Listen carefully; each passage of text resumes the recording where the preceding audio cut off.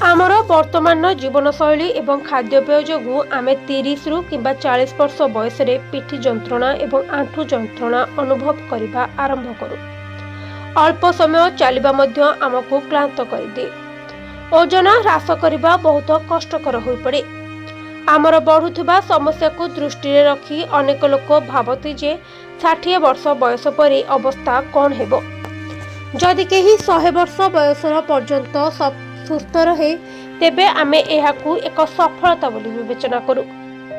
हेले आपण कौन जानती जापान लोक माने किपरि 100 वर्ष अर्थात वृद्ध अवस्था मध्य सुस्थ रुहंती। एपरिकी सेमानकर 100तम जन्मदिन मध्य पालन करती।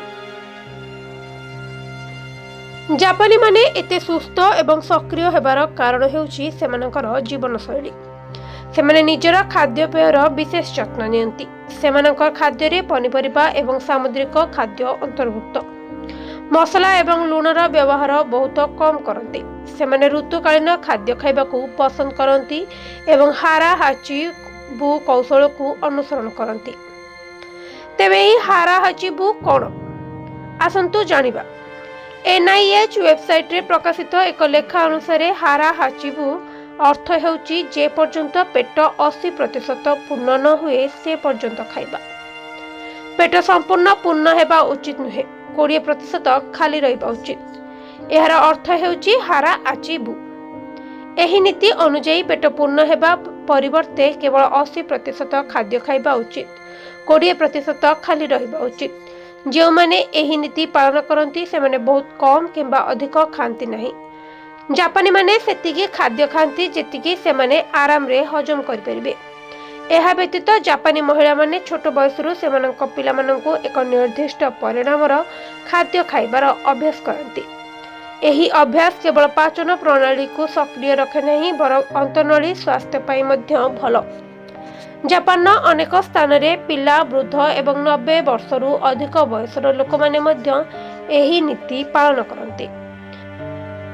एही नीति पालन करबा द्वारा अधिक समय पई शक्ति बजाय रखिबार सहायता हुए। डाक्टर माने कहती जे यह आलस्य को रोकी थाए, सेपटे भारीपण दूर करे एवं सठिक हजम रे सहायता करे। जापानी लोक माने शताब्दी धरी एही नीति को अनुसरण करि आसुछंती। तेणु यह पीढ़ी पर पीढ़ी चली आसी।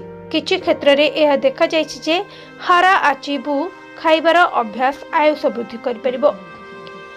ओकिनावार 100 वर्षरू अधिक समय बंचिथिबा लोक माने सेमानकर दीर्घायु पाई हारा हाचिबु को श्रेय देउछंती।